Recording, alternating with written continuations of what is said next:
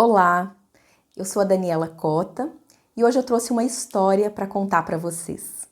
A cada domingo eu vou trazer um poema, um conto, uma história para adoçar um pouco as nossas tardes e as nossas noites de domingo. Hoje eu trouxe a primeira parte de uma história desse livrinho aqui. Se chama O Dom da História, da autora Clarissa Pinkola Estés, que é uma autora que eu gosto muito. E ela conta mais ou menos assim. Entre o meu povo, as perguntas costumam ser respondidas através de histórias. E muitas vezes conta-se uma história após a outra. E sem que a gente perceba, de repente a gente vê as nossas perguntas sendo respondidas através daquelas histórias. O meu povo conta também que as histórias são como bálsamos medicinais. Como aqueles remedinhos de cura que vão lá naquela ferida das nossas emoções, das nossas aflições, e que às vezes outras palavras não conseguem chegar tão bem para cuidar dessas feridas como as histórias conseguem. Então, hoje eu vou contar para vocês uma história que uma tia minha contava. Porque eu fui criada com minhas avós, enfim, meus parentes que gostavam muito de contar histórias. Mas essa tia, eu tenho uma lembrança especial dela. Ela me olhava nos olhos, ela adorava as crianças. E quando eu ficava no colo dela e ela me contava histórias, era como se eu tivesse no tronco de uma grande árvore que me abraçava. Bom, ela não tinha só histórias felizes. Afinal, essa minha tia, ela tinha vivido durante um período da guerra na Europa. Então, essa parte era até difícil para ela falar. Ela dizia mais ou menos assim: eu não consigo, minha filha, tocar nesse assunto. Ninguém pode entender como foi terrível aquela época. Ninguém pode entender como foi, a menos que tivesse presenciado parte do que eu presenciei naquela guerra. E ela não falava muita coisa mais. E aí, quando eu perguntava para ela, um outro assunto, o que ela gostaria de ganhar de presente no aniversário, no Natal, ela me dizia assim: presente nenhum, minha querida. Os presentes que eu mais queria já estão aqui e agora. Poder abraçar uma criança de novo, poder sentir o amor, poder rir às vezes e finalmente poder novamente chorar. Tudo o que mais quis está aqui. Bom, ela me deixou várias histórias sobre o que é suficiente. E era muito interessante porque ela não contava como se fosse uma história dela. Ela contava como se fosse uma terceira, uma outra pessoa. Quando a gente não consegue tocar nesses assuntos, que nem sempre são fáceis, contar uma história pode facilitar bastante o caminho.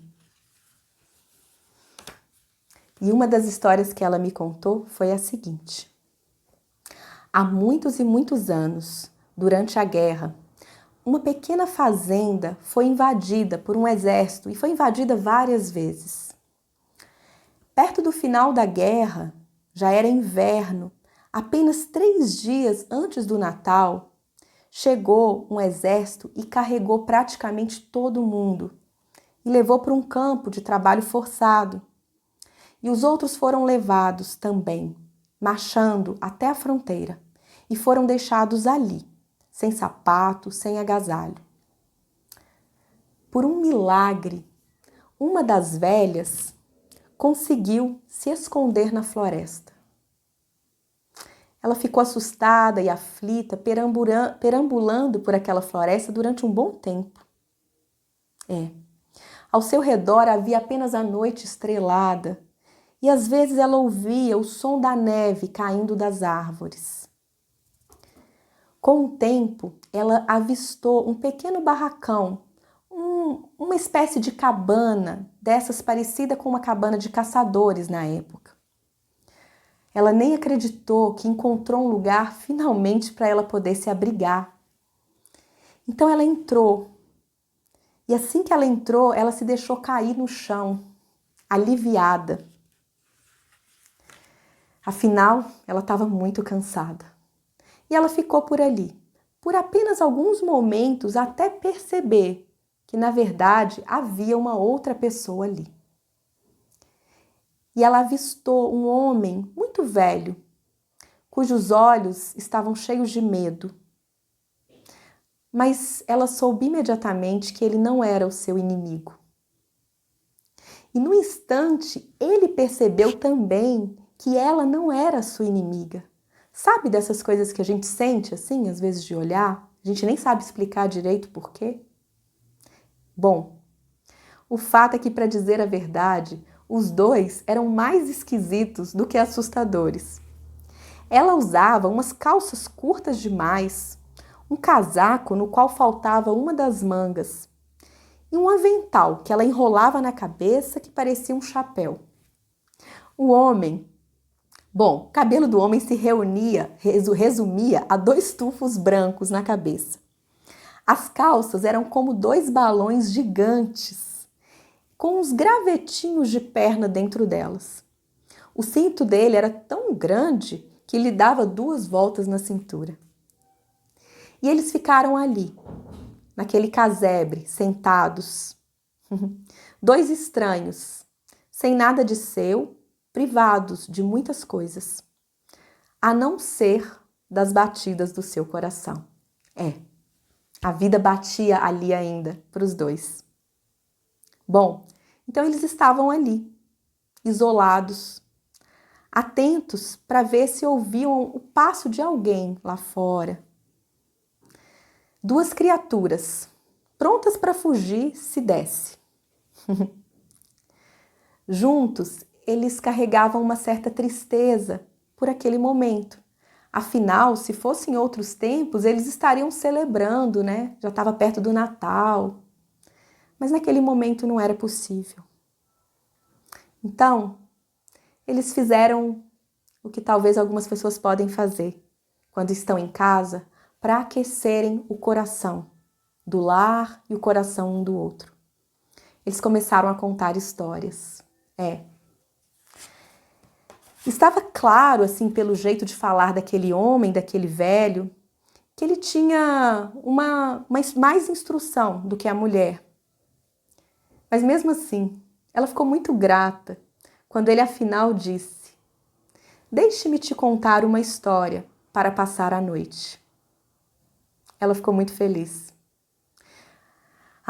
Uma história era algo conhecido para ela. Na época em que viviam, nada, mas absolutamente nada estava fazendo muito sentido. Mas já uma história, uma simples história, isso ela podia compreender. Então, eis a história que ele narrou. Uma história que deu um pouco mais de sentido para aquela pergunta lá no início: o que é suficiente? E aquela história tornou aquela noite diferente de qualquer outra, passada ou futura. Então essa história, essa segunda parte da história, a gente vai contar no nosso próximo vídeo.